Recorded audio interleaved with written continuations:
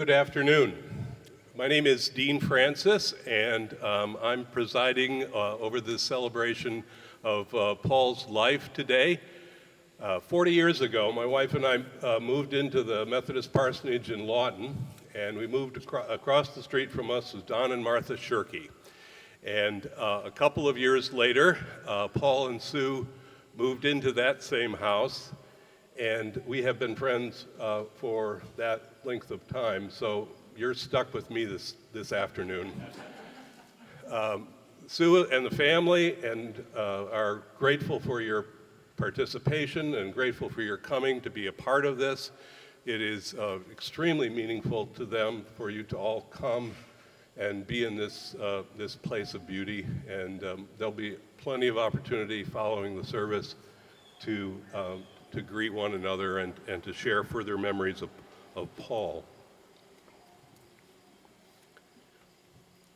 So friends, we are gathered here to witness and to praise God, to the understandings of the divine as we come to celebrate the life of Paul Mathias Christensen Knudstrup. We come together in grief, acknowledging our human loss, and we pray that God may grant us grace, that in pain we might find comfort, in sorrow, hope, and in death, resurrection. Let us pray. O divine friend and companion, give us your grace as we shrink before the mystery of death. Speak to us as we struggle both with life and death. Help us to live as those who are prepared to die, and when our days here are complete, help us to die as those who go forth to live, so that living or dying, our life may be in you, and you may always dwell in us. Amen. I invite you to stand for the opening hymn.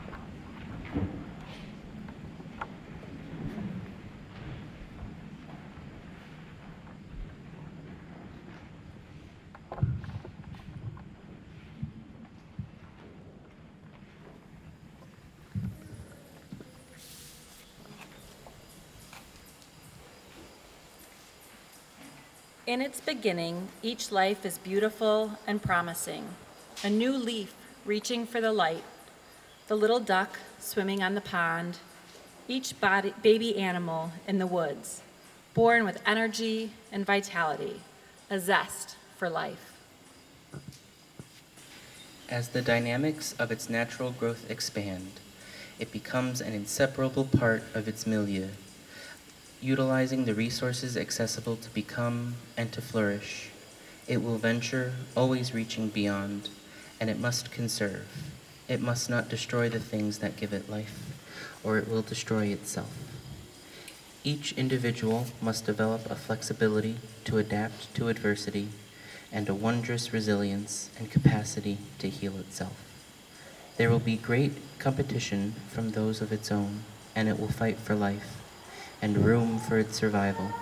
It will not by choice give its life for another, that it is not a choice any living thing can make. Life is precarious. It demands vigor and fitness, and always coming to terms with limitations. It demands living without rejection, that all time and energy be spent on growth. It begins with beauty and promise. It must fulfill that promise or perish along the way. Feel the excitement and grandeur of a storm, the ominous rushing of the winds, snow drifting, snowflake upon snowflake, each a unique and perfect crystal made of water. Sense the calm and beauty of a starlit night as the Milky Way spans the sky, with a myriad of individual stars shining in a great vastness of space. See a little frog waiting in statuesque stillness for a fly, tiptoe by, not to disturb his waiting, or watch him make his catch, and feel not pity for the loser, but the sense of triumph of the winner, with the assurance that all is well in life's vast, complicated way, in which each life must sometimes meet an end, that life shall always beautify the earth. Listen to the birds' call of springtime and feel a simple communion without words. See flowers blooming in the summer fields and understand the passion each one has to grow. Watch a deer at twilight, a tiny mouse with bright and sparkling eyes, a spider spin a web of its silk, aware that the same life that flows through each of them flows through all men, that each thing has its rightful niche to fill, each fulfilling a vital need.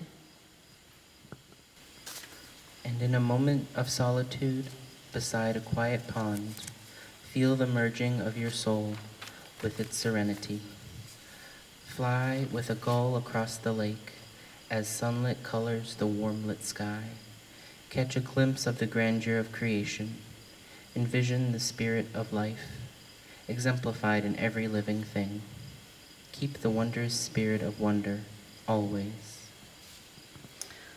For the call of the winds, the love in the songs of the birds and the insects. The joyness of the woods and the open fields. Reach those attuned to the timeless rhythm of the universe. And those who understand and love it all as one.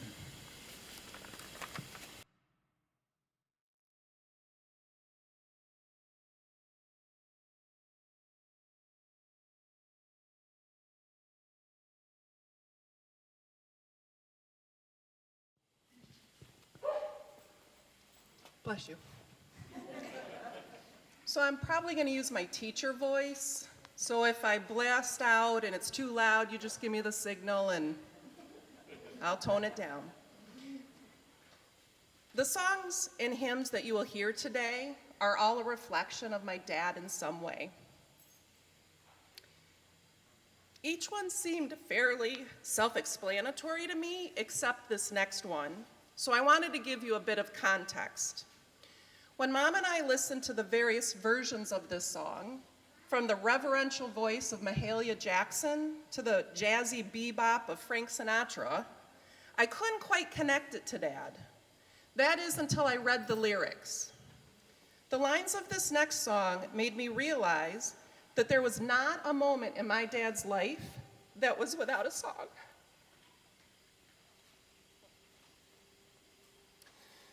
He was born into a home that loved music, especially classical music and opera. A baby grand piano sat pride of place in the living room. Grandma Kay would play classical and operatic records in the house. His sister Karen was a professional opera singer, and the family sang in the church choir, just as Dad did here at the Lawton Methodist Church. During college, Dad DJ'd a jazz show at the WMUK radio station, and jazz was a lifelong passion of his. And I'm pretty sure I was the only kid in my elementary school who knew who Dave Brubeck was and could recognize Take 5. When Dad and I were together for our 2-hour drives back and forth from home to home, he would let me play my music in the car. Keep in mind this was the 80s, so he had to suffer through Depeche Mode, Erasure, and my personal favorite to this day, so watch what you say, The Violent Femmes. It blasted from the cassette player, and Dad would drive silently alongside me, never uttering a complaint. I realize now that listening to music together, no matter how painful it was for him, even if it was not his type of music, was yet another way for us to connect, a way for him to show his love for me through music. So as you listen to this song, beautifully conveyed through Dad's friend Lester and Dad's friend Marie, and as you listen to the rest of the music today, be present to the knowledge that Dad is working his magic again. He's connecting us together, and connecting to him through song.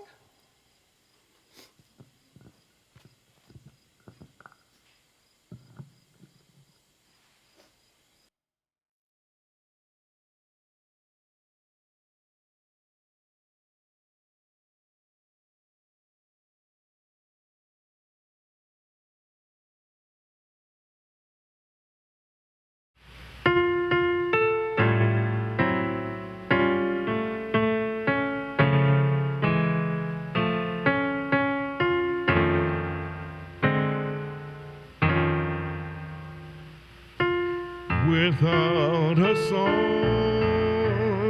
the day would never end. Without a song, the road would never bend. When things go wrong, a man ain't got a friend. Without a song.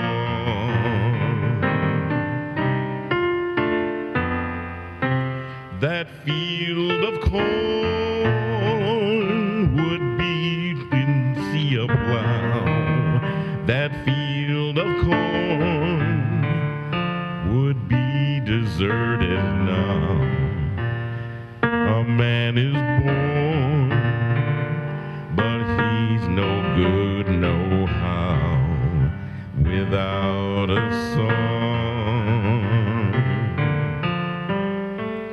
I got my trouble and woe, but sure as I know, the Jordan will roll. I'll get along as a song is strong in my soul. I'll never know what makes the rain to fall. I'll never know what makes the grass so tall. I only know there ain't no love, no how, without a song.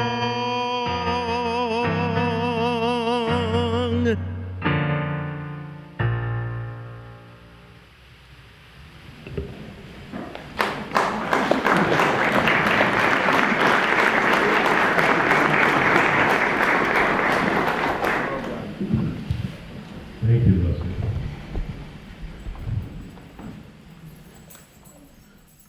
Hear these words from Matthew's Gospel. When Jesus saw the crowds, he went up the mountain, and after he sat down, his disciples came to him. Then he began to speak and taught them, saying, "Blessed are the poor in spirit, for theirs is the kingdom of heaven. Blessed are those who mourn, for they will be comforted. Blessed are the meek, for they will inherit the earth. Blessed are those who hunger and thirst for righteousness' sake, for they will be filled. Blessed are the merciful, for they will receive mercy. Blessed are the poor in heart, for they will see God. Blessed are the peacemakers, for they will be called the children of God. Blessed are those who are persecuted for righteousness' sake, for theirs is the kingdom of heaven. Blessed are you when people revile you and persecute you and utter all kinds of evil against you falsely on my account. Rejoice and be glad, for your reward is great in heaven. For in the same way they persecuted the prophets who were before you. And these words from John's Gospel. This is my commandment, that you love one another as I have loved you. No one has greater love than this, than to lay down one's life for one's friends. You are my friends if you do what I command. I do not call you servants any longer, because the servant does not know what the master is doing, but I have called you friends, because I have made known to you everything that I have heard from my Father. You did not choose me, but I chose you and appointed you to go and bear fruit that will last, so that the Father will give you whatever you ask him in my name. I am giving you these commands so that you may love one another. May God add blessing to the reading of this word.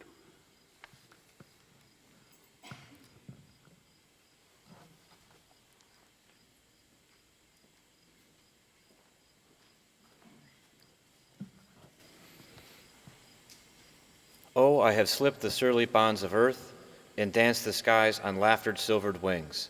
Sunward I've climbed and joined the tumbling mirth of sun-split clouds, and done 100 things you have not dreamed of, wheeled and soared and swung high in the sunlit silence.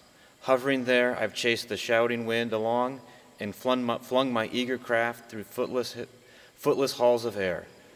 Up the long, delirious, burning blue, I've topped the wind-swept heights with easy grace, where never lark or ever eagle flew. And while with silent, lifting mind I've trod the high, untrespassed sanctity of space, put up my hand and touched the face of God.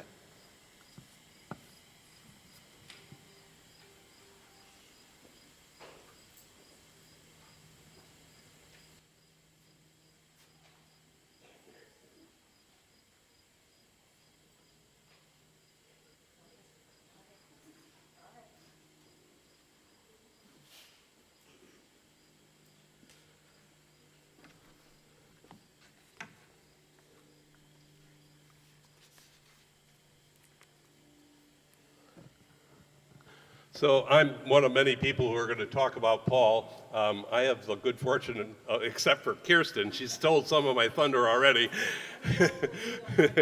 So I think we're all going to talk about music quite a bit, so you'll just have to get used to that.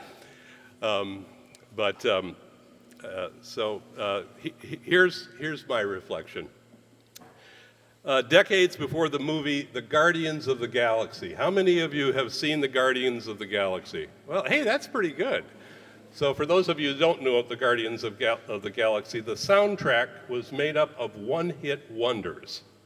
And the main character of the movie carries around this mixtape that his mother had bequeathed to him many, many, many years ago.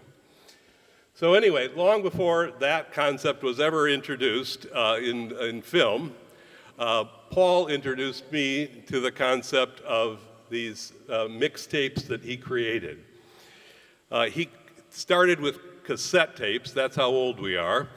It eventually morphed into CDs, and he called them creatively good stuff. Later on, it became Good Stuff 1, Good Stuff 2. Sue was telling me the other day that Good Stuff 3 really isn't that good. But anyway, as time went by, we heard these tapes quite frequently. I think the first time I ever heard this tape, the first Good Stuff tape, was in a bike trip that Nora and Sue and Paul and I took around Torch Lake about 35 years ago, a long, long time ago. And the tapes were a perfectly curated gathering of music that was destined to put a smile on your face and then to utter the words, "Hey, this is good stuff." As I think about this seemingly small part of Paul's life, of so many talents and interests, it strikes me as an apt description of who he was and how he approached life. He was a gatherer of good stuff. He always had 2 or 3 books on the living room table. He was always reading probably more than 2 or 3 at a time. And in this way, he was a curator, he was an appreciator, he was a student, he was an advocate, he was a friend, he was a lover, he was a father, he was a husband, he was an uncle, he was a brother, he was a grandfather, he was a coach, a cheerleader, and an advocate for justice and fairness. I have never met anyone who had so many different and varied interests. You'll hear this from many of his friends and family who will speak. And perhaps most interestingly, in all of those interests, he never seemed like he was afraid that he would fail at any of them. He drove headlong into learning how to fly. He drove headlong into learning how to do woodworking and create things out of wood. He drove headlong into technology. He's the only guy I know that has 3 or 4 or 5 laptops in the same room. It's unbelievable. His life is like a good stuff tape, except it just had all these different genres in it. And because of this, he was great to be around because there was always something to learn, always something to explore, always something to experience. The rhythm of all of this was, of course, reinforced by his relationship and love with Sue. They were a great ensemble together, and he was a model of expressing his appreciation and his love for Sue. The scriptures that we read this morning, well, you can tell what kind of work I do. The scriptures that I read this afternoon point to important parts of Paul's approach to life. In the Beatitudes, Jesus points to his followers to be in the care of the least and the lost, the poor and the mourning and the meek and the merciful. These were constant themes in Paul's life, and his reading always reflected those concerns. And in John's gospel, Jesus says, to have friends is to have love for one another. If Paul was your friend, you had a tireless advocate. He always had your back. Most of you know that Paul was a great teacher and student of the Myers-Briggs type indicator. If you hadn't heard anything about Myers-Briggs from Paul, you haven't been around him very much. So the Myers-Briggs uses this set of questions. I looked it up on Wikipedia. It says it's an introspective self-reporting questionnaire, whatever that means. But anyway, it highlights the psychological differences that we all have one to another, and how people perceive the world and how they make decisions differently. There were, I'm sure, literally hundreds of people that benefited from Paul's teaching of how these differences were a gift and not a hindrance to meaningful interactions, especially with groups, teams, staff members, communities, fellow employees, friends, and family. We got the benefit of it as well. Paul taught this typology to my church staff several times. And one of the teaching techniques that he used was to ask the staff to form a line. And so, okay, all of the introverts go down there and all of the extroverts go down there, and the typology actually gave you a rating. If you got a 30, that means you were an uber introvert or extrovert. And then you were somewhere in between the numbers. And the staff would be all lined up, and we'd look down the line and we'd say, oh yeah, I knew that about you. And then he'd take the next typology, something like judgers and perceivers. And then it was like a fruit basket upset, and we all would mix up, and we'd line up again. The judgers are down here, the perceivers are down here, and lo and behold, you're standing right next to the person that was miles away from you from the other perspective. My vision of heaven for Paul is that he's somewhere up there rearranging the lines. He's looking for that perfectly curated, good stuff assembly of all of us. May it be so.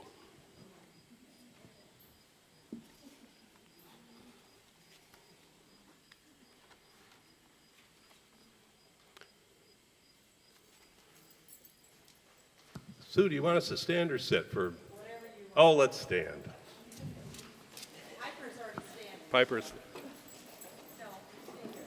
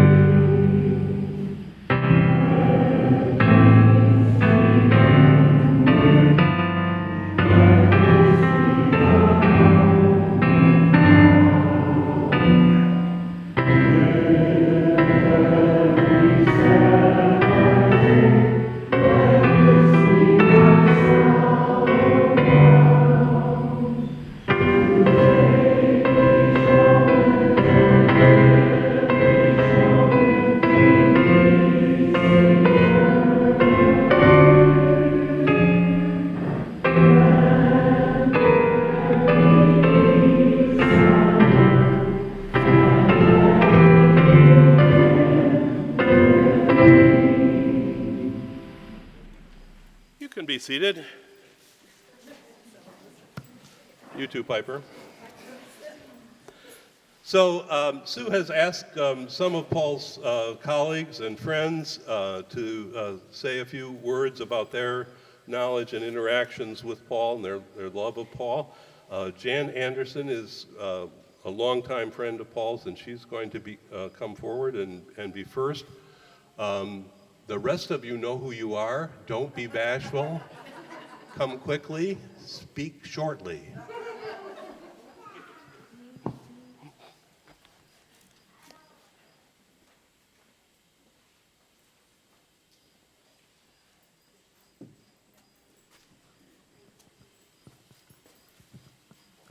Honestly, we didn't plan this ahead of time, but I'm an INFP on the Myers-Briggs.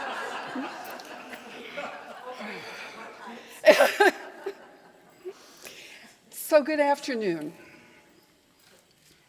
To begin, thank you to everyone who's made it possible for us to come together to celebrate Paul's life and share our memories of someone who truly graced the world. My name is Jan Anderson. Paul and I met 40 years ago when he worked in the development office, and I was a writer and editor in university publications at Western. I'm deeply grateful that over the years, he became not only my colleague and business partner, but also my best friend. It's impossible to compress 4 decades of experience into a couple of minutes. But as an extreme introvert, working alongside Paul's infectious extroversion, I was happy to mostly work behind the scenes. During the past few weeks, I've had the chance to talk with most of the colleagues, clients, and friends Paul and I knew. I kept hearing the same comments over and over about how Paul's passion in business was people, about how he mentored and supported them, shared ideas, and helped them identify and achieve their dreams, and how he had the persistent habit of continuing to believe in you when you gave up believing in yourself. He had a natural gift for consulting and guidance. I used to watch Paul work the room when he was the executive director of the Fetzer Center at Western. I was in awe how easily he engaged with people, how he jumped in to help, and how everyone just lit up around him. I have hundreds of documents and files in my archives from all the work Paul and I did together through both Midwest Consulting Group and our separate businesses. I'll always be grateful that we were able to blend our talents to help so many. But above all, Paul was a reliable, wise, generous, loving, and forgiving friend through good times and bad. In the musical Wicked, Stephen Schwartz put music and lyrics to one of the best descriptions of friendship that I know. In For Good, Elphaba and Glinda sing about how their relationship has helped them to grow and change their lives. If you know the song, you know what I mean. Because we knew you, Paul, we have been changed for good.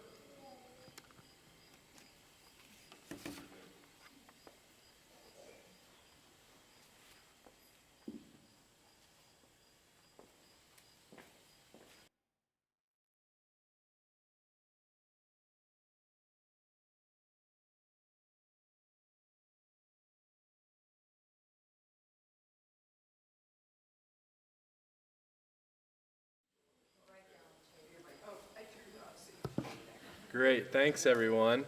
This is a really honor to speak at Paul's memorial. My name's Matt Leckel. This is my son Kai. Do you want to say hi? I have done a lot of public speaking, but never like this. I thought maybe we could get started with the old camp icebreaker. It's called I'll Stand Up Here and Cry, and you guys can watch me in your seat.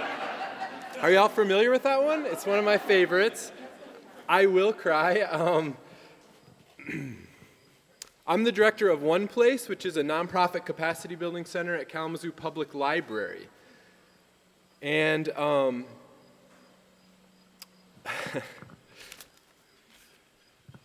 I wanted to say that we do nonprofit capacity building. We're a leadership development center. And in that regard, Paul was a perfect match for One Place. You already heard libraries and nonprofits and leadership development and mentoring people.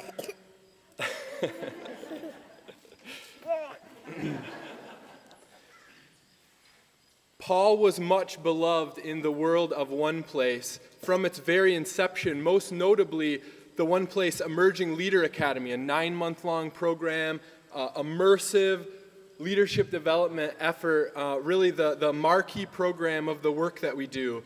Paul was involved certainly in every single one of those that I was a part of. I believe he was involved in every single one that existed in One Place's history.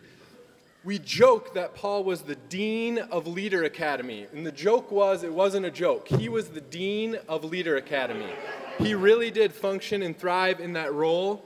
He was a mentor and an advocate, a cheerleader for hundreds of, even thousands of Kalamazoo nonprofit leaders in that role. Excuse me. Sometimes it surprised me, the people that would come up to me, the leaders that we work with, which, by the way, I place of the utmost importance, what these rock star nonprofit leaders have to say. If they say, this is worthwhile, this was valuable to my time, we try to believe them, and it's one of the reasons that we've been really successful. And it would surprise me, the people that would come up to me every year and say, Paul believed in me. He was there for me. He listened to me. He advocated for me. People that didn't even necessarily agree with him would come up to me and say those things. You want to get down, Kai? Your grandma's right there. You can go right over there if you want. You want to sit there? Okay. I'll just repeat that again. People that didn't even necessarily agree with him would come up and say, Paul listened to me and cared about me, and I put that at the ultimate emphasis. This was someone that deeply cared about the people that he worked with, and there's a testament to hundreds of nonprofit leaders across Kalamazoo who can say that. And I can attest to that personally as well. You know, we heard about the personality test that the Myers-Briggs that Paul would do. And early on in my tenure at one place, I was an associate.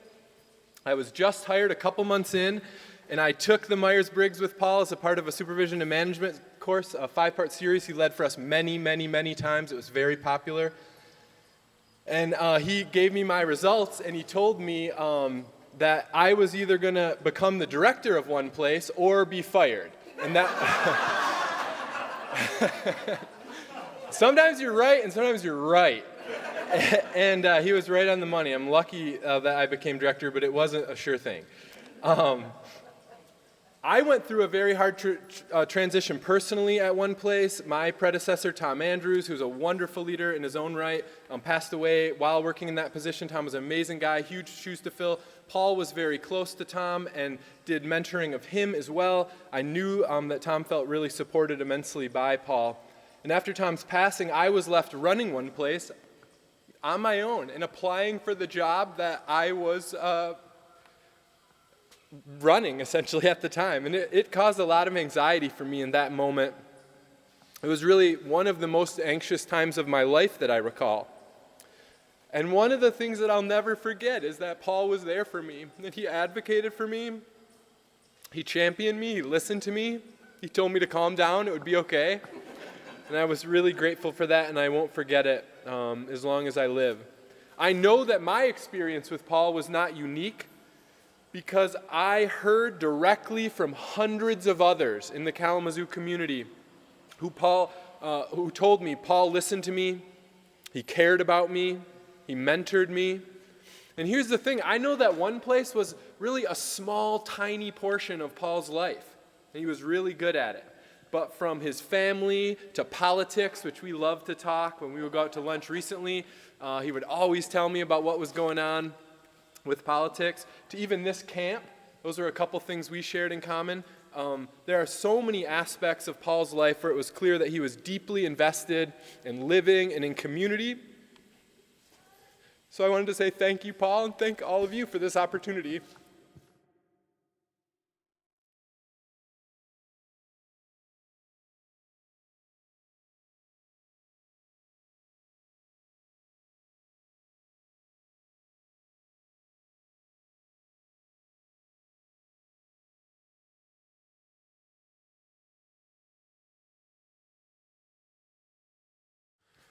We weren't brave enough to come up here alone, so.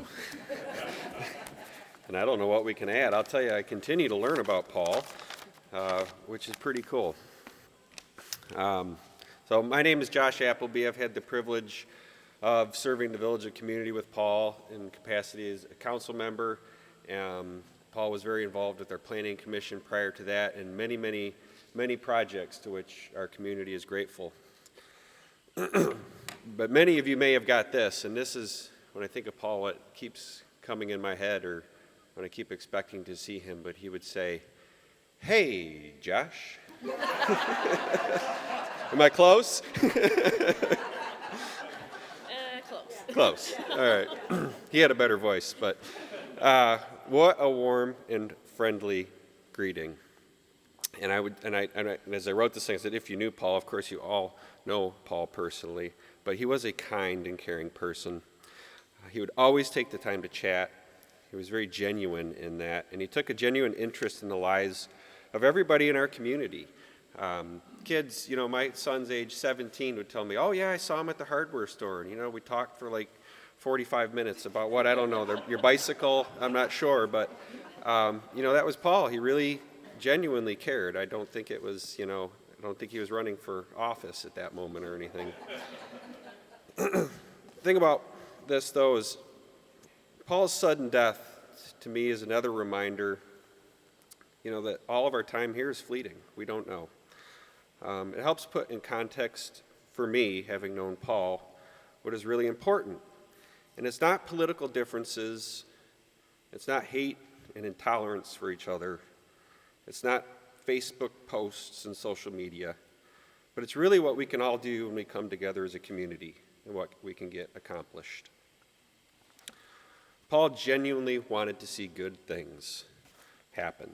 He wasn't afraid to put his time and energy into that.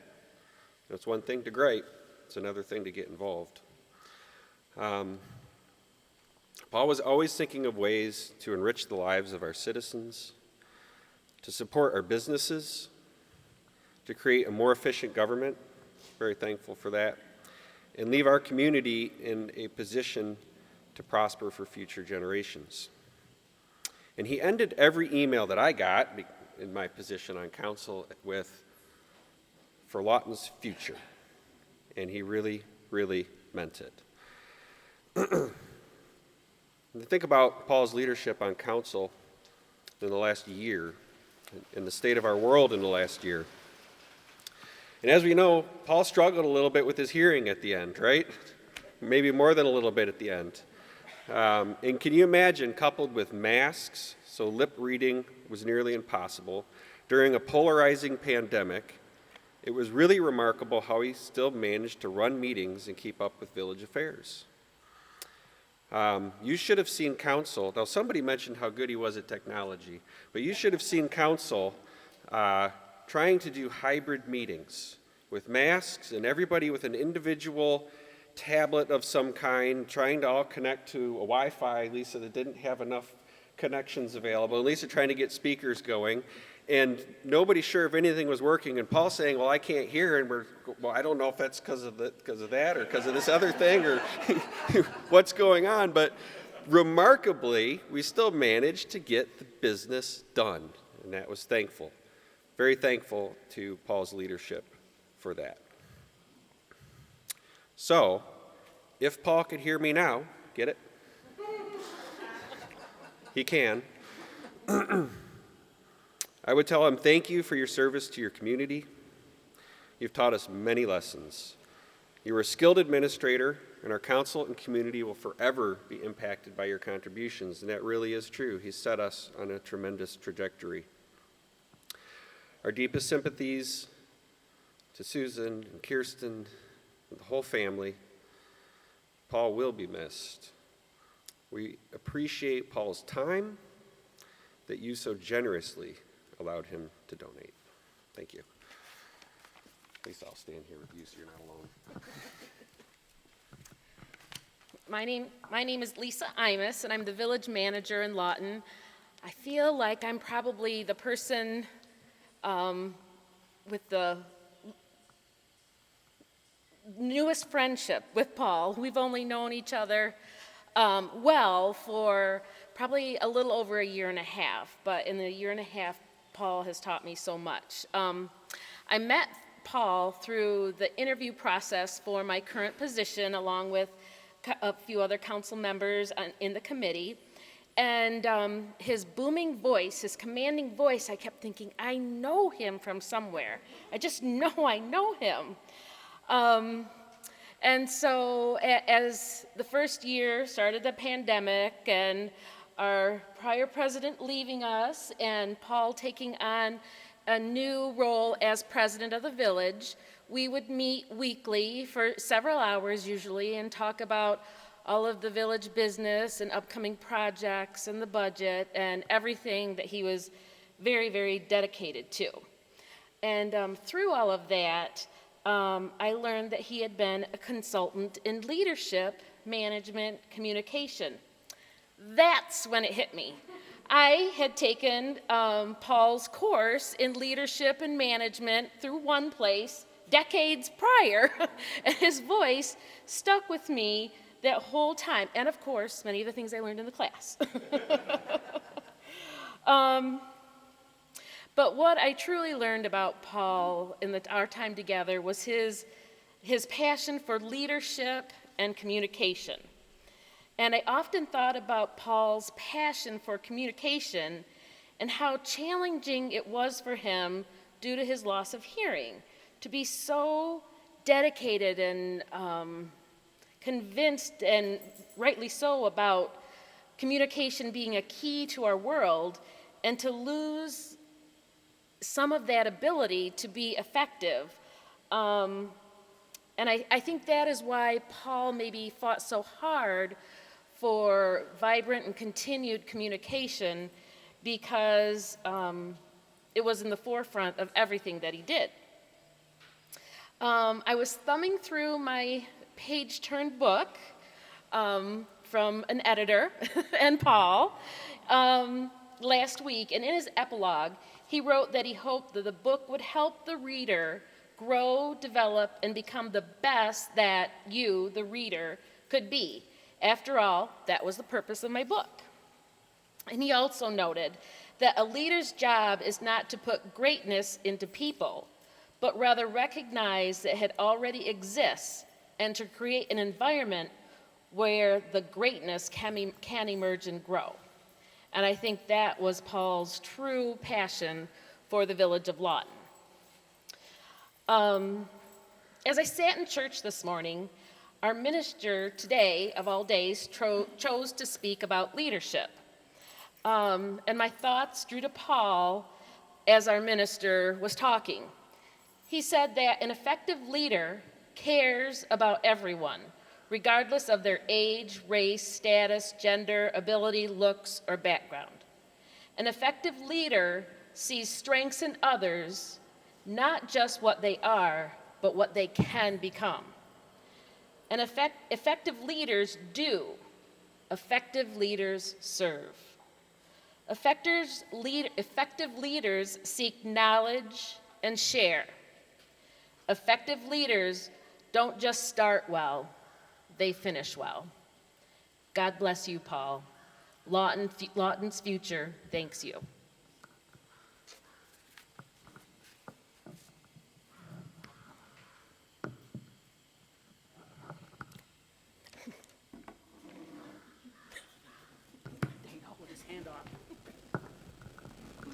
Good afternoon. My name is Stephen Johnson. I drove here from Illinois today to be here, representing a lot of colleagues that Paul had over the years.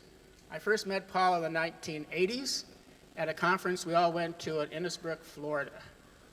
We continued to go to that conference for many years, and we served on the advisory board of that particular conference, which meant that every February we all flew somewhere really nice to plan for the conference in November. And over the course of the years, we were no longer on that board, and we decided that wasn't very good. And we missed getting together in February, so we decided to start a new group. And we decided we needed to have a name for this group. And I am pretty sure it was Paul who came up with the name for our group, which was the Senior Management for the Advancement of Research and Training. Senior Management for the Advancement of Research and Training. That spells out SMART. So as Paul would say, we were the smart group. And we continued meeting, for no apparent reason, every year, from coast to coast, from Albuquerque to San Diego to California, that is California, Florida, all over the country. We met once a year. I have two memories to share about that. One was a meeting we had in Santa Fe, New Mexico. And we went out to dinner one night at a very nice restaurant, and the waitress was taking our orders and said, what about wine? And Paul said, I'll take care of the wine. And that was the best wine I ever had at any meal my entire life. That dinner stands out greatly. The second one was a meeting we had in Asheville, North Carolina. Who's been to Asheville? You know, what's in Asheville? The Biltmore. So we have a mutual friend, Chris Christensen, in Madison, Wisconsin, who has his own plane. And we met in Santa Fe. Chris flew to Santa Fe and gave us little rides around. And also when we were in Florida, in Cedar Key, we had a little ride around this plane, 4 people. So he said, I'm going to fly to Asheville. And I live in DeKalb, Illinois. He said, I'll just fly down and pick you up. So that's perfect, perfect. He said, we're also going to pick up Paul Knudstrup. So he flew from Madison to DeKalb, Illinois, over to Kalamazoo. And then he said, we're going to pick up Candace Cox in St. Louis. Back we went to St. Louis. And then we flew down to Asheville. And it was my first real experience in a small plane, which is very interesting, I have to say. So we're coming into Asheville, and we're flying. There's the Biltmore. I love the Biltmore, but I've never seen it from the top down, like 30 feet off the ground. It was so close. And I said, okay, now we're going to go to the airport. And the second thing I learned was private airports are different than commercial airports. What a change. Anyway, so we're going to the airport. And then pretty soon we're flying over the Biltmore again. Well, you know, Chris was the pilot and Paul was the co-pilot. So I knew whatever happened, we were safe. The third time we crossed over the Biltmore, I thought something is not right here. And so they're talking back and forth, and he said, well, I'm looking for the airport. So finally, they had to communicate with the airport. So where are you? And then they found the airport and we landed. So that was a wonderful experience, and everybody took the Myer-Briggs that I know was living, thanks to Paul. So, my sympathies, and thank you very much.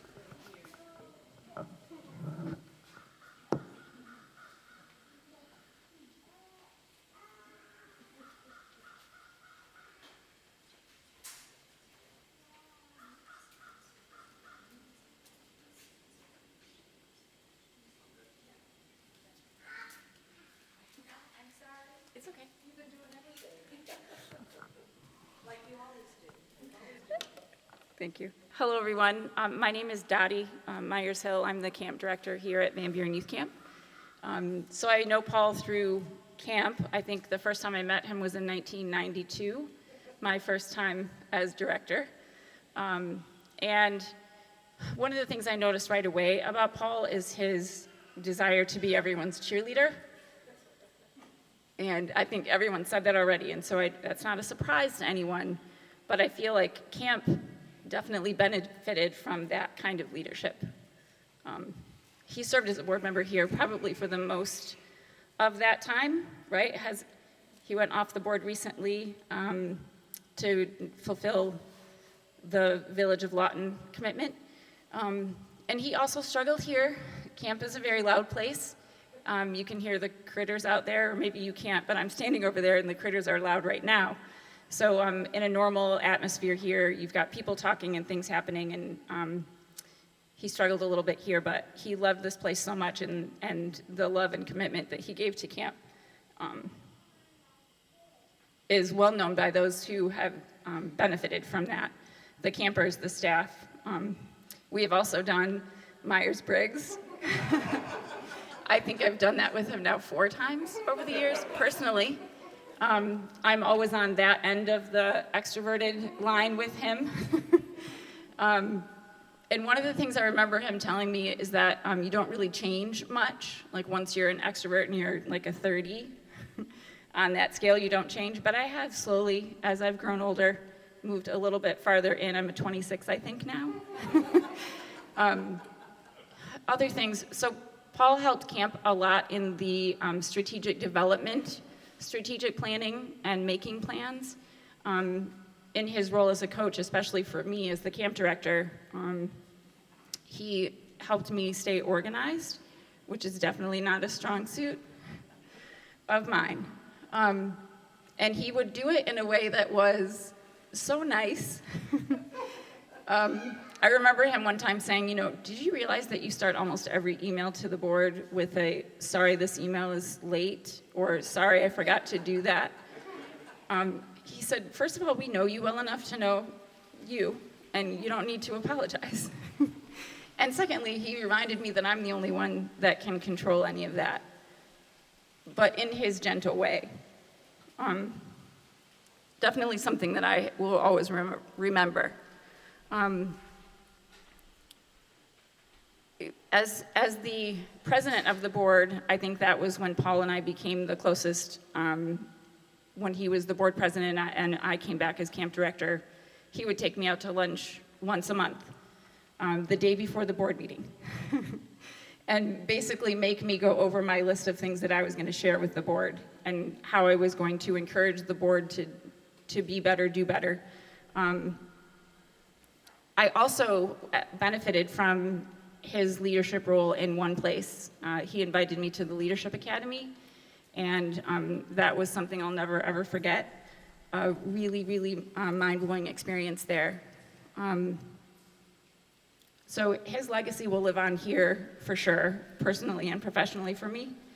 And the campers, counselors, and staff and board members, for that matter, who continue on in the leadership roles here will benefit from the wisdom that he shared with all of us. I personally choose to believe that he will be reminding me of things for the rest of my life.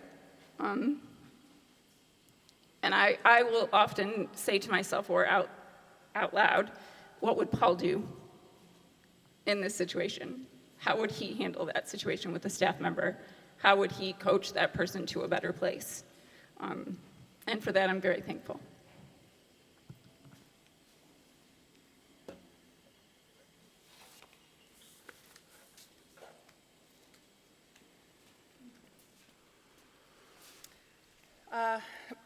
So Kiersten, his daughter, ENFJ, just to drive the point home, he also gave the Myers-Briggs to several of my boyfriends, and at least one of my 2 husbands, so there we are. I'm here to share some of the family memories and insights. And to kick it off, my aunt, his sister, has generously shared her memories of him. And I love at the very top, she wrote, Paul Mathias Christensen Knudstrup II. He was named for his grandfather, and he was a very proud Dane. We have some Knudstrup cousins with us here today, and he loved his extended family. He loved being Danish. So here from his sister Chris are some random memories of Paul's childhood. His hometown was Mason, Michigan, a small town of about 6,000 people. It was a town where kids could be kids, ride bikes, play in the streets, and have no real worries about the outside world. He was the middle child with an older sister and a younger sister. And several decades later, brother-in-law and sister-in-law, Rob and Linda, would live just 2 houses away in Mason. Paul got the first piece of what would become a large Lionel train set when he was only 2 years old. Anybody else have a Lionel train set when you were a kid? Yeah, nice. His dad couldn't wait to get started. He worked for part of his life with the railroad. Paul and his dad spent many happy hours designing and building his set. The platform took up half of his large bedroom and was kept up for several months around the holidays. When he was maybe 7 or 8, he had an accident and ran a bicycle pedal shaft into his shin. He came running home and hollered in what I have now come to conclude as his understated way, "Mom, I need a Band-Aid." Needless to say, he didn't need a Band-Aid. He needed actual emergency treatment. And thanks to the help of a neighbor, he was scooped up and taken to the hospital about 1.5 blocks away. And then there was the Christmas Paul and his younger sister, Chris, both received boxing gloves. Considering that they were only 13 months apart, you can imagine that the boxing gloves were maybe a teachable moment to work out your differences. One year, the folks took them to the Bavarian Festival in Frankenmuth. And back then, of course, you all dressed up in your finest best, right? And Paul had on his Sunday clothes. At the time, his suit was pure wool. And this event was always held in June. Yes, you recognize where this is going. So the heat caused his legs to itch, and he was miserable all evening that they were there. And despite what some of you have said today, he made sure everybody in the family knew how miserable he was. Paul always wanted a dog, and he got his first one when he was about 10 years old. His name was Pepper. And Pepper was a handsome liver and white mailed Dalmatian. Paul's first job was a paper route. Anybody else have a paper route when you were a young kid? Oh, yeah, okay. And he had a fun job of it, sarcasm inserted, in the middle of winter when he had to deliver papers in the snow using his sled. I'll explain that to the younger people later. This next little tidbit is a real favorite of mine. In 7th grade, he had his mother as one of his teachers. He had said something kind of sassy, shocking, and she heard him, which resulted in him being picked up by the seat of his pants and the scruff of his neck and thrown out of class. Grandma was a no-nonsense, old-fashioned English teacher, and she wasn't going to put up with it even from her own son. As mentioned many times, music was always important in the home. Paul was involved in high school band, where he played the trombone. He was also in the chorus. He, along with 3 other guys, were in a quartet until his voice changed that summer. His tenor voice became a baritone, so the quartet had become a quintet. Paul had grown up through scouting. He was in Cubs, regular Boy Scouts, and eventually a Sea Explorer. Here he earned his Eagle Scout, which was not an easy thing to do. And I know we have at least one Eagle Scout with us. Anybody else an Eagle Scout in the audience? Oh, we've got a couple Eagle Scouts. Very good. Okay. He always knew that college was in his future. It was a given in the household when they were growing up. And as many of you know, he went to Western Michigan University. At college, his means of transportation was a Vespa scooter. He picked up his sister Chris, who was also at Western at the time, to run an errand. Coming back through downtown Kalamazoo, they turned a corner and hit a slick of oil, and the scooter dumped. They were scratched up, but the best they could do was to get back to Chris's dorm and clean them both up as best she could, maybe starting your nursing career at that moment, possibly. Yeah, I think so. Well, I thank you for writing these. As a second career, I'm a genealogist and a family historian. These are precious.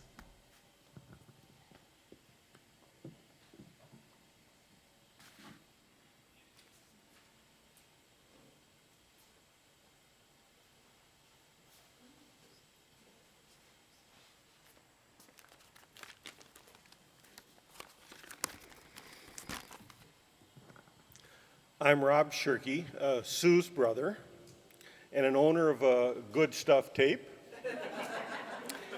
and have never been typed by Paul, so no, I wasn't.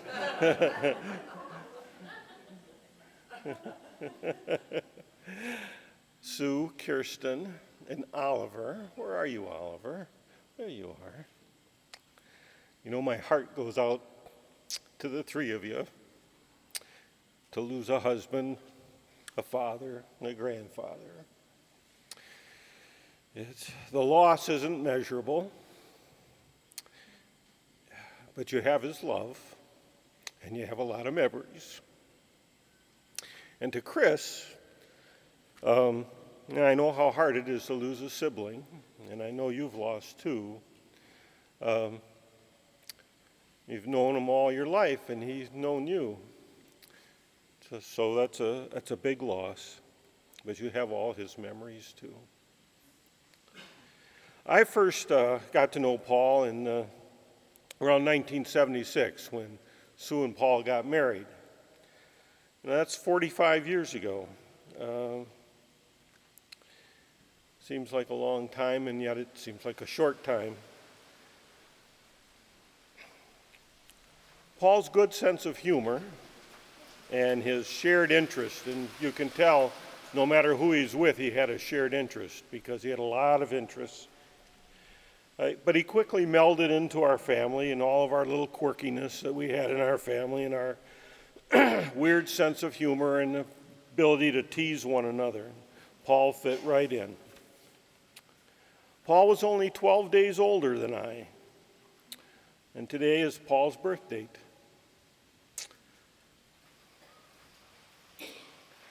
Paul would be 75 today, too young not to be with us. And I know someone previously said that he could hear us, so if he can hear us, wish him a happy birthday.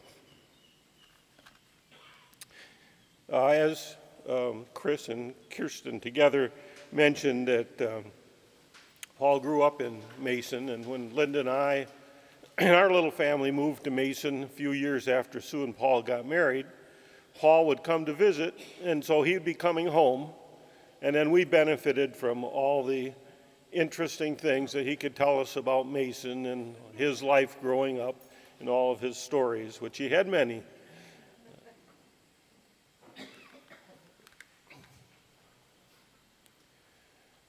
And whether it was visiting Lawton or him visiting in Mason, Paul enjoyed knowing about his nephew Zachary's life and his niece Kezia's life and how they were doing.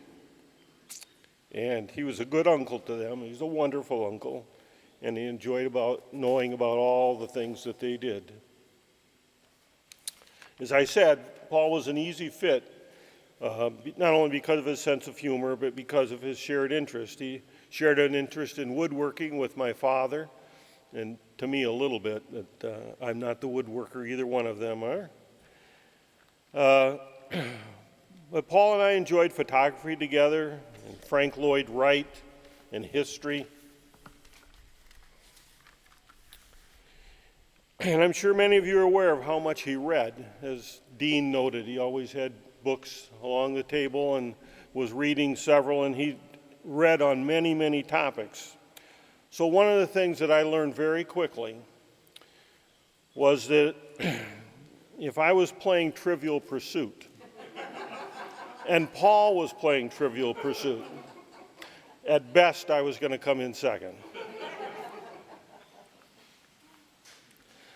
Paul became a big Michigan Wolverine fan of basketball and football, and we enjoyed many seasons when Sue and Paul would come down for several games during the year, and we'd tailgate and go to the games, and he'd be enjoying this season.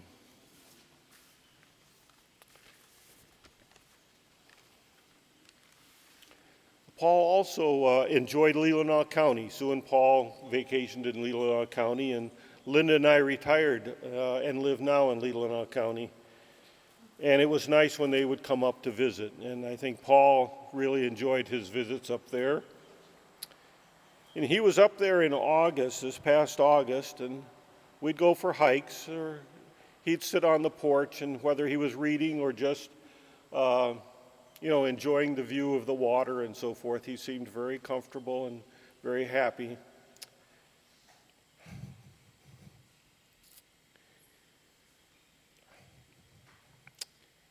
And that's the last time we were together. I enjoyed Paul as a brother. And I enjoyed sharing all the good times with him.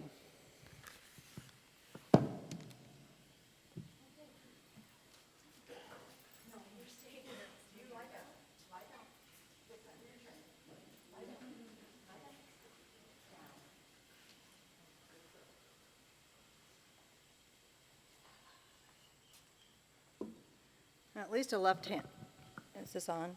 At least a left-hander was the last one to speak, which is good because otherwise I would have been fumbling around and probably tripping over the cord. Oh, hush. I think maybe I should have spoken before everybody else because you've taken all the good stuff. And, anyway, I told everybody I'm not going to get too emotional right now. We'll see. But like I said, I want to thank everybody for joining us here. He had a remarkable life. Paul and I both loved the idea of camp and what joy and laughter it brings to children of all ages. And whether it's this camp or another camp, it doesn't really matter. And thank you to everyone for supporting our family during the past several weeks following Paul's sudden death. And my wonderful board members and staff who've helped so much. And everybody has just been wonderful. Paul loved camp, and he always kidded, like several other spouses, that he married camp. You guys know who you are. So it was only appropriate to celebrate Paul's life here in a safe outdoor space. Thanks also to everyone who was part of Paul's service today. Now I know Dean, everyone else has touched on all his interests. And I decided that I needed to take a minute to tell you about a few of his current interests. I do this since Paul's voice was silenced before he was able to share his interests and concerns about our world with a larger audience. I'm hoping by sharing these ideas, perhaps some of you, his friends, his family, might share them with others. Paul had many interests, as everyone has said, but here are several that came to mind. Paul's silent disability, our environment, villages, towns, and cities, and systemic racism. And to adopt a phrase that my colleagues will certainly remember is that, from my teaching years, is that I'd like to have each of us maybe choose something and carry out a simple action plan. And just as we expected our second and third graders and fourth and fifth graders to actually do it, we expect other people to do it too. Because some of our parents used to say, "You mean you really want them to do this?" Yeah. So anyway, for me, I plan to focus on making more people aware of hearing loss, or what Paul and I called a silent disability. Most of us know at least someone who has hearing loss, but we may not realize the role that disability plays in their lives. Hearing loss can take away many pleasurable aspects of life: parties, noisy restaurants, social gatherings, music, which was so important to him, became distorted, and movies and TV aren't as enjoyable unless there's a good closed captioning. Paul was so frustrated when even some recorded programs had a closed captioning delay. In fact, it got to the point where he really didn't want to watch things unless they were movies. That would be right on. So I have some letters to write to the networks explaining that frustration at this point. So that's my action plan. Another Paul focus was our environment, especially water shortages in the West. We need to change the way we live. This week I read about people wanting to run a water pipeline to the western states from the Mississippi River. Really? Paul was rereading the book Cadillac Desert by Mark Reisman. It was his third read of the book. My brother Ed, who Rob mentioned earlier, that died from a disease a few years ago, first brought Cadillac Desert to his attention. And that was probably 10 years ago or more. My brother, I believe it's now my turn to read Cadillac Desert, so that maybe I can understand water shortages and the like better. Any help that you can give the environment will be a positive step for our future. Paul's caring and intellect shines through in so much in what he was passionate about. As with many of us, Paul was concerned about the division in our country today, and I'm sure he talked about it to some of you. I know he did to Matt. And how little progress we've made towards racial equity in the past 50-plus years. We see the destruction our nation faces when people are not treated equally and are not kind to one another. We need to do more. To quote John Lewis, we need to get into some good trouble. It took a lot to anger Paul, but our divided country was something that Paul was upset about and was reading everything he could get his hands on about racial equity and what he could do to help. I don't know how many Amazon orders we received. I never knew what was coming the next day. Finally, he loved our little village as well as other towns and cities. They are our future. And as Josh said, Paul signed all his village correspondence with the phrase, "For Lawton's future." Please consider helping your own community to be a better place to live. The curb appeal, the police department, the local government, or even the business community. There are so many ways to be involved in community, even in a very small way. Do it for our future. Well, you've heard about Paul and some of his varying roles, and you've all heard about wonderful things that have been said today. I'd like to take a few minutes to tell you about my Paul, my friend, my husband, my life partner, and my sweetie. Paul was a special person. It's okay.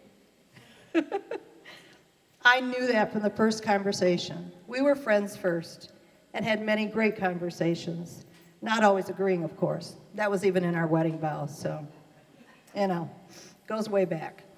Paul was easy to talk with and a good conversationalist and a great diversion for my job, which was at WMU, but it was rather boring, so I needed a diversion.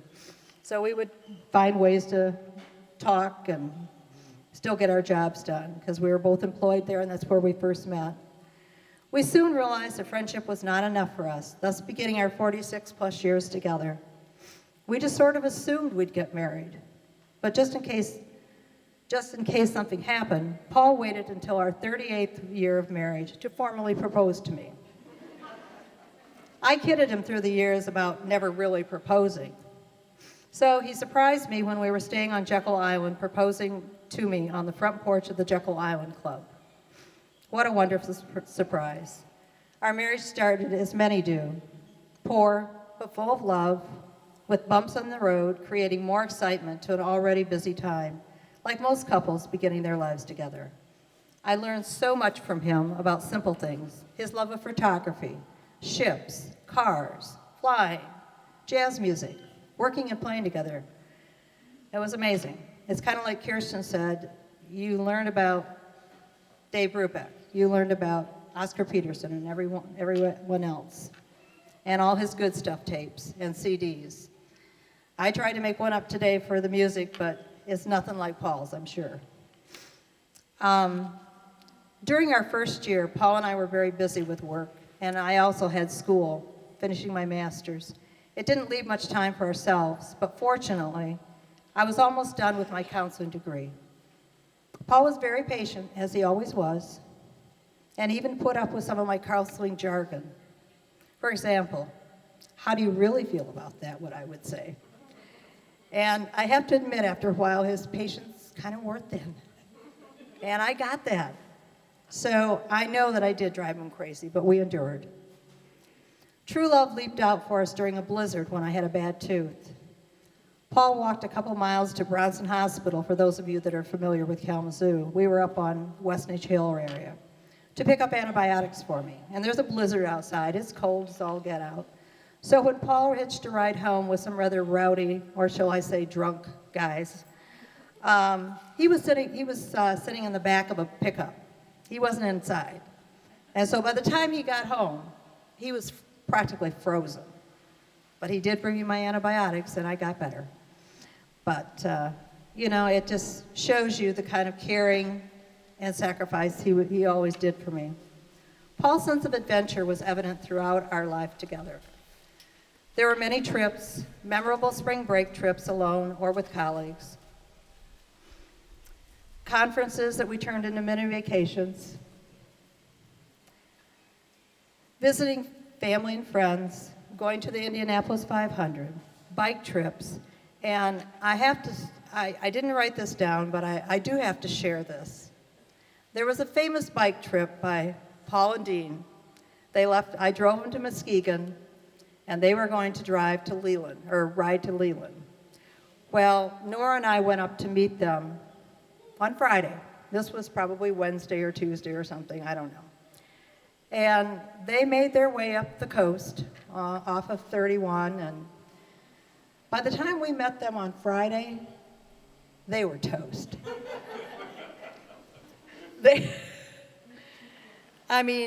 We arrived at the Leland Lodge, and they'd already made it there, and they were tired. And that was when they were, 35? Something like that? Yeah.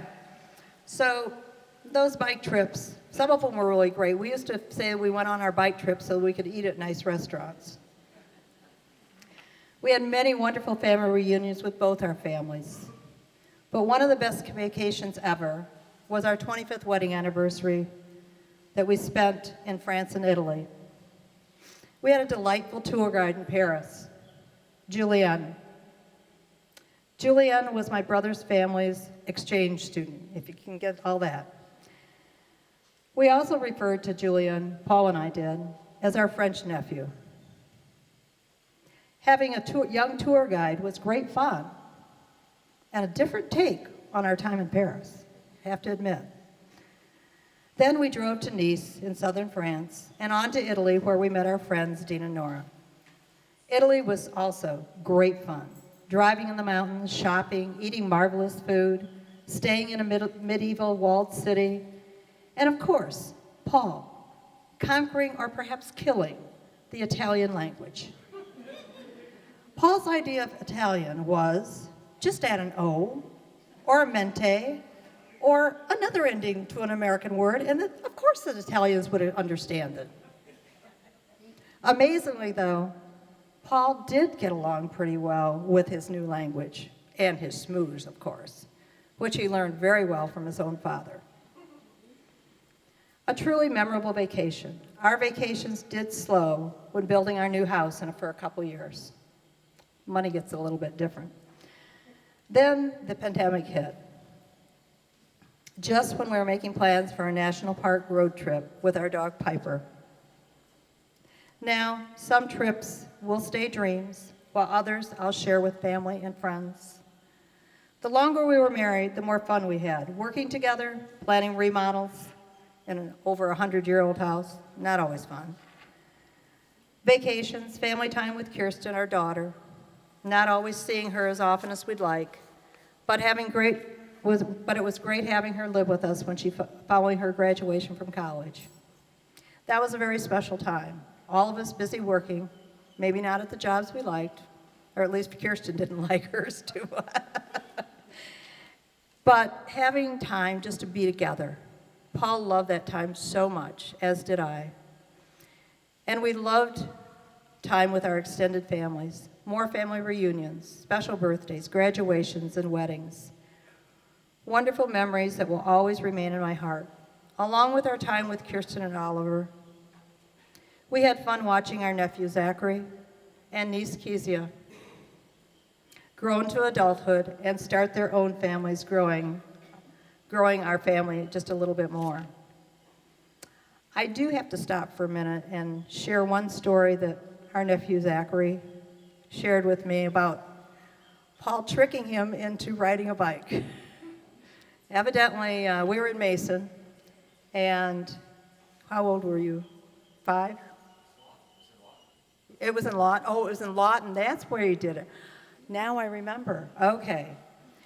Zach had the bicycle with training wheels, and Paul somehow got him to go up to the high school where there was a hill, and somehow got the training wheels off without Zachary realizing it, and that's hard to do. And Zachary didn't realize that he was without training wheels as Paul pushed him off to go down the hill, and he got to the bottom, and Zach discovered that, by golly, he could ride a bike. So it was kind of fun for him. But it was a Paul thing. Early on in our marriage, Paul learned to love a good Christmas tube fight, too. Or just the chaos of Christmas. He'd even been known to have too much fun with a present. Usually a book, but sometimes something like a ladder. During most Christmases, I can tell this story now, Paul would go into his Johnny Space Commander character, with a good empty plastic bag when it was available during Christmas celebrations. He'd put it over his head, and he'd make like he was, I don't know, I think he did it for Zachary and Kiersten and Kezia. Yes, Kezia says yes. And we have several pictures of that. I don't know whether they're up here or not. They are? Okay. Paul grew to have more and more fun with life, especially when he started Midwest Consulting Group. Paul loved working for himself, and he was so good with his new career. Paul loved traveling and getting new clients. The years flew by. He loved his annual conferences and with his friends in the SMART group. A group, and as Stephen said, it was a group that began and stayed for many years. And he also, during those years, Paul took up flying. He loved flying.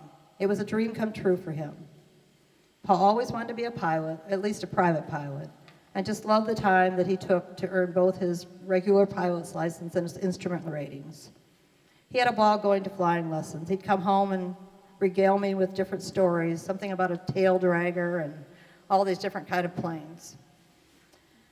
I loved hearing about his adventures and sometimes being part of them, whether it was a trip to Chicago for pizza, flying under the hood, or after earning his license, flying to Traverse City for a surprise birthday for me, or even taking Kiersten's boyfriend up in a small plane to see if they were worthy of our daughter.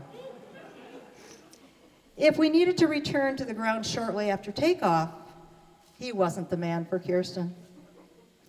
There were so many good times in the air. Paul even taught me a little bit about flying. We even flew over camp and took some aerial photos. Midwest Consulting grew, as did Paul's happiness, and even though Paul's parents had passed on by then, he was able to spend some quality time with my parents, who lived a block away. This was especially true as my parents aged and when my dad was ill and needed some help with things. Then, in later years, Paul loved taking my mom out in his beautiful old Mercedes, I think 1986 or something like that. And she loved playing the Queen Mum, from the back seat, of course. We even took a road trip to Zachary and Aaron's wedding in Pittsburgh in the Mercedes. Mom, Kiersten, Paul, and I had a great trip. Paul loved escorting his 3 ladies, and Aaron, Paul loved the cookie tradition of Pittsburgh, where guests get cookies as wedding favors. I think that was one of his favorite parts of the whole weekend. Paul's intellect, compassion, caring, and positive personality were a part of his everyday life. All those wonderful parts of Paul just blossomed, especially after starting Midwest Consulting. It was the best move for him and for us. He also loved having his own office dogs. Katie, Holly, and Carrie kept him company when he was working throughout his MCG years until I retired. Then we were both able to enjoy our pups. They brought us and continue to bring great joy and laughter to life. Laughter was big in our home. Sometimes I would begin laughing uncontrollably, and Paul would say to anyone who happened to be there, "Oh, she's having a Martha moment." Well, Martha was my mother. And sometimes my mother and I would start laughing uncontrollably, and nothing could stop us, and so we just had to let it go out. Paul loved being with and doing things with Kiersten and Oliver. He just beamed when he thought about them. He was so proud of both of you and your accomplishments. Paul enjoyed listening to Oliver talk about his classes that he was taking either in high school or now at the Cleveland Institute of Art, where Oliver is a junior. Good things are ahead for you, Oliver. And Kiersten, daughter like father, she began a new genealogy business, as she said earlier, after leaving a teaching position last year during the pandemic. Kiersten knew she needed to stay safe, and started her own business was the best way to do that.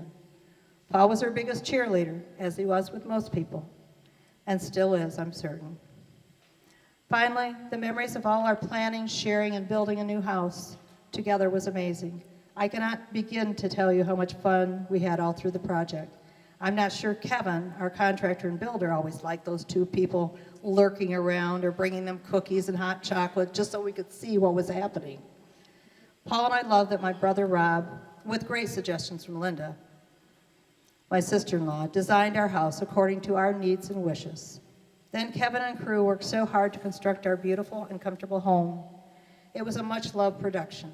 Fortunately, Paul and I had this comfortable, open space to spend the pandemic in together. The reason for the pandemic is such a sad time for our world, but despite everything, we were so lucky to have each other. We were able to enjoy our time together, volunteer remotely, find new areas of learning and exploration, and kick back and watch movies, Netflix, because after all, it did have closed captioning that ran right, and playing Rummikub. We weren't as good as Linda, we know that, but she had more years of experience than we did, but we loved it.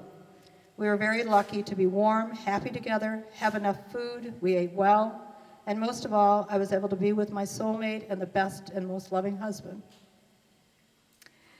Even though Paul's death brought on the darkest moment of my life, our family, friends, and Paul's friends, and our small rural community have brought so much light to me, helping me move back into life and not just move on. Thank you, one and all.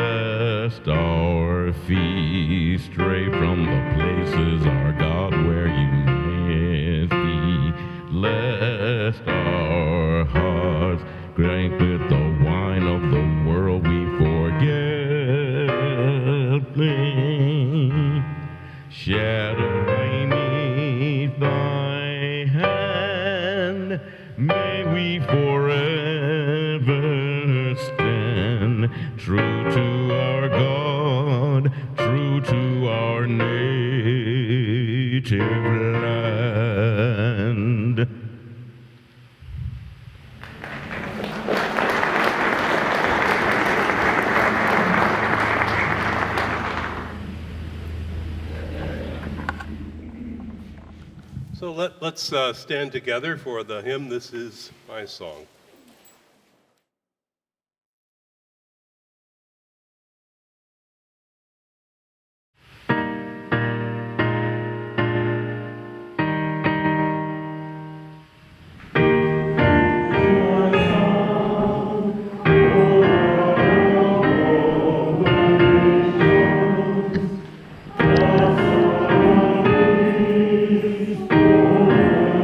Oh,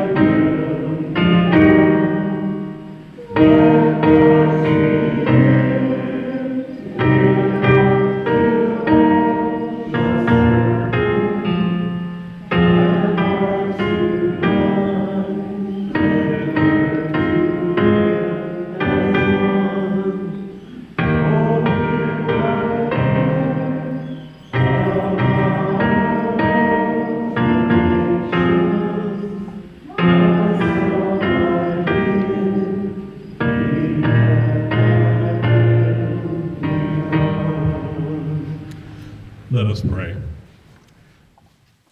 O God, all that you have given us is yours. As first you gave Paul to us, now we give Paul back to you. Receive Paul into the arms of your mercy. Help us so to love and to serve you in this world, that we may enter into your joy in the world to come. Bind us one to another in love and grace, and may our memories of Paul be forever written in our hearts. This we pray in Christ's name. Amen. Dottie, you want to come and lead Kumbaya?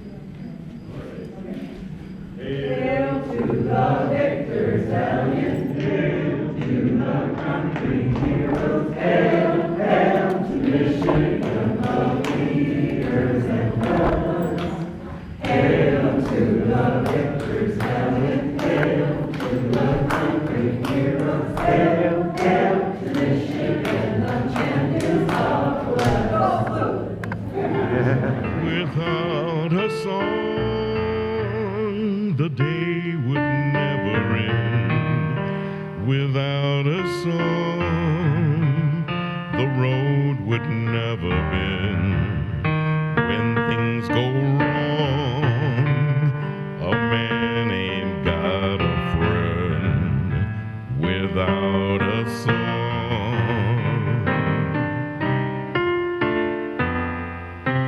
That field of corn would be see a plow. That field of corn would be deserted now. A man is